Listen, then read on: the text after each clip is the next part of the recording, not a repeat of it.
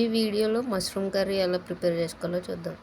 ముందుగా ఆయిల్ వేసుకొని కొన్ని జీడిపప్పులు దోరగా వేయించుకోవాలి.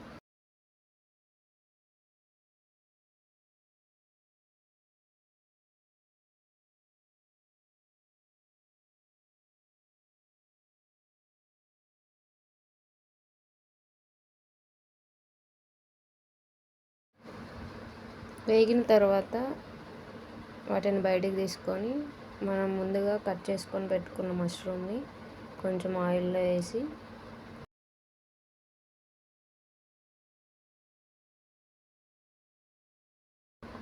అవి కొంచెం ఉడకబెట్టుకోవాలి.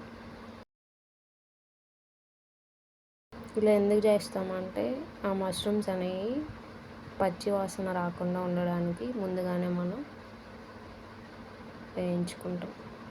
ఇదిగోండి అట్లా వాటర్ మొత్తం బయటకు వచ్చేస్తుంది.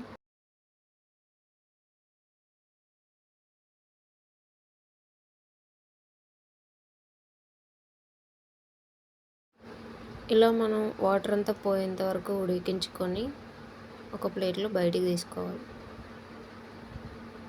తర్వాత ఆనియన్స్ వేసుకొని దోరగా వేయించుకోవాలి.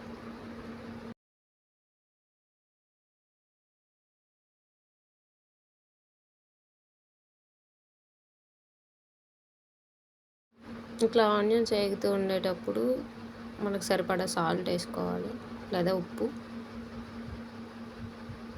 వేసుకున్న తర్వాత కొంచెంసేపు కలుపుకొని అండ్ కొంచెం అల్లం వెల్లుల్లి పేస్ట్ వేసుకోవాలి. వేసి బాగా కలుపుకోవాలి.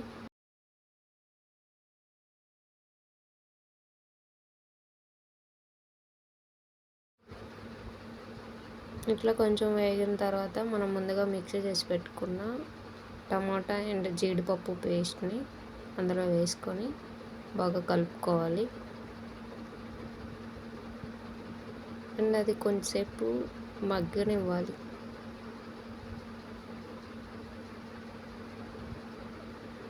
ఇప్పుడు కొంచెం పసుపు, కారం, ధనియాల పొడి,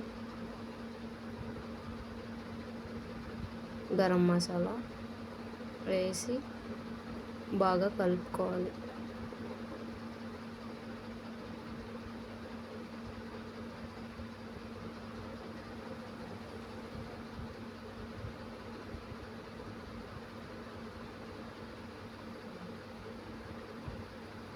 అప్పుడు మనం ముందుగా ఉడికించి పెట్టుకున్న మష్రూమ్ ముక్కల్ని అందులో వేసుకోవాలి.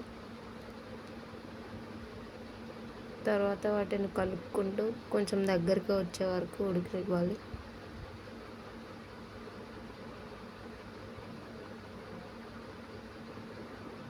లాస్ట్లో కొంచెం కొత్తిమీర అండ్ పుదీనా కూడా యాడ్ చేసుకోవాలి.